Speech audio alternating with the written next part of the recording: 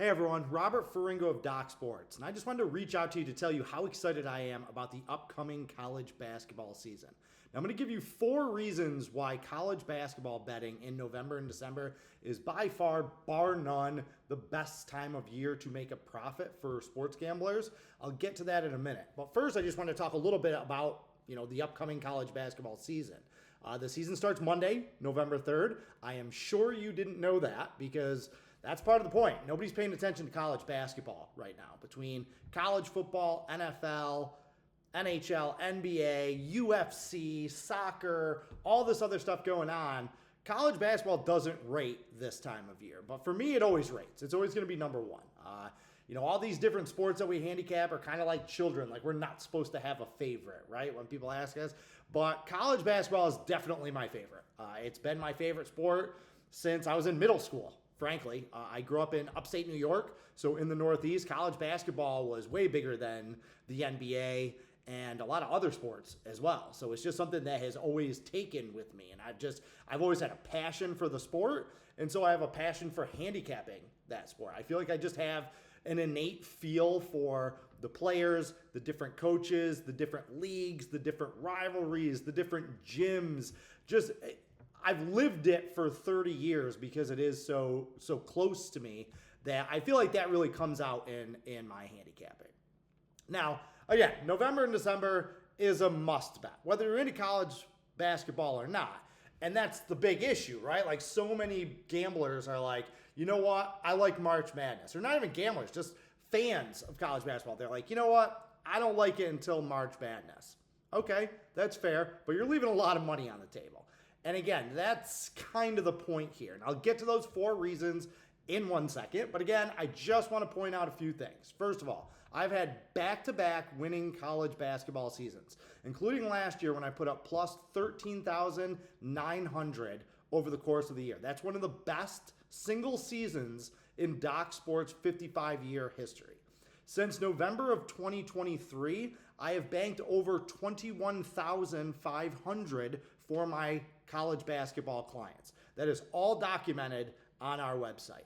And that also means that if you follow our unit system, where 1 unit is equal to 1% of your bankroll, my clients would have more than tripled their bankrolls. That's right. They would have more than tripled their bankrolls with just my college basketball picks dating back to November of 2023. Now, I have had 14 out of 19 winning years. And the only reason that those numbers aren't better, frankly, and I'm not making excuses, like, we all lived through it, but my worst seasons were the COVID years, basically from 2020 to 2022, when, there was kind of a lot going on in the world. Sports were a lot more challenging to handicap during that period. Again, that's on me. I lost during those years. But if you eliminate that little once in a generation, once a century pandemic and that certain very specific set of circumstances, then I've posted 14 out of 16 winning college basketball years. I mean, I know what I'm doing here. And that's our transition into why November and December college basketball is the best. It's the absolute best of that. Now, I've posted 16 out of 19 winning non-conference years. And again, 2 of the losing years were during the COVID years, so take that with a grain of salt. But there are 4 reasons why this is a must-bet time of year, all right, and why the sports books are actually at a disadvantage. The first is that heading into the season, there are over 360 Division I college basketball programs. That's just way too many teams and way too many players for the sports books and the odds makers to keep track of when it comes to injuries, lineup changes, chemistry, just all of the things that go into following a team. 360 teams, that is way, way too many. Second, on let's say a big college football Saturday, there might be 50 games on the board, right? Big day. College football, Saturday, 50 games, boom. NFL Sunday, what do you got? 16 games if nobody has a bye. With college basketball, every single day, you can have anywhere from 60 to 120 lined games. And that's just about every day. Okay, again, there's too much action. There are too many games and too many teams for the sports books to be sharp on every single number. Remember, they got to be right just about all the time. We can just find 2, 3, 4, 6 situations that we like that we can really take advantage of. So again, they're at the disadvantage there. They have to post the numbers on these games. People have that expectation that if there's an ACC team, an SEC team, Big 12, any of these major conference team and most of the bigger mid-majors, that there's going to be a lined game on it. So they're kind of at a disadvantage here. Third is early on in the season, you have all these weird tournaments. Okay, there's a lot of them that happen over the holidays, like the week of Thanksgiving, the Maui Invitational. Think of that. Down in the Cayman Islands and the Bahamas, they have these tournaments. With those tournaments, there's a lot of quick turnarounds. Okay, they can't plan out days ahead how the matchups are going to go. Those quick turnarounds, kind of like in March when you have the NCAA tournament, but the conference tournaments as well. Like the sports books have to react really, really quickly, and they don't have as much time to really feel out the market and make sure that they have good lines. So you can take advantage of that as well.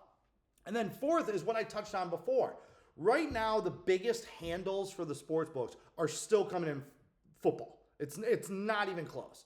Okay, college football, NFL, NBA, NHL, and then all the other weird sports. There's simply too many other sports for them to focus on college basketball. The sports books are not going to have their sharpest odds makers locked into college basketball from opening night because they're worried more about the football lines for this coming week because that's where more money is going to be bet. But you and I, we don't care where more money is going to be bet. We care where our money is going to be bet, and that's where we can take advantage. And then I guess count this as a fifth reason, right? Like I didn't think of this before, but as I'm talking about it, you know, we're going through this holiday season with Thanksgiving, with Christmas, with all these different things going on. Remember, the odds makers are humans too, right? Like they have wives, kids, families, responsibilities. They have all these other distractions that are pulling them this way or that way that could impact their work, right?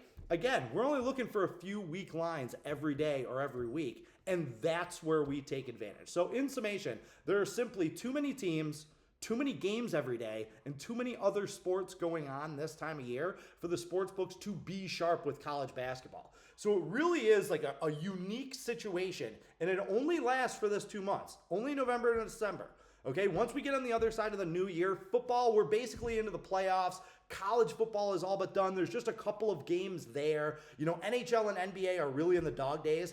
That's when the odds makers are going to start to really set their sights on these college basketball lines because that's where a lot of the booked action is going to be coming in on the weekend. So we really want to strike while the iron is hot and take advantage of these weak lines early on in the season. So that's it. Again, I hope that you found this somewhat informative, and I would love to have you on board. November and December is a great time to make money betting on college basketball. But as I mentioned, full season packages. I've had 2 great years. I plan on having a third. I will tell you this also. This upcoming college basketball season is going to be one of the most challenging yet. With the transfer portal and everything that's going on, all the player movement and all the coaching movement, like this year is going to be nuts. Doing my preseason preparation, I'm looking at teams in the MAC, teams in the Sun Belt, teams in the Big West. These smaller conferences that usually in the past, let's say 5 years ago, 8 years ago, were able to retain the core of their teams. And that's what gave them strength, especially in the non-conference, is that experience and familiarity with each other. Now I'm looking at these teams that are bringing back 0 starters. I think I saw that there were over 50 teams in college basketball, again, out of 360, that are welcoming back less than 3% of their total minutes from last season. There's over 20 teams that are not bringing back a single player from last year's teams. That is going to make this very, very challenging and just a very unique circumstance heading into this year. But I'm working hard on it. I'm going to have my focus right where it should be, and I would love to have you on board with me for this college basketball season. So thanks for taking the time to listen to me. Carpe diem. Good luck.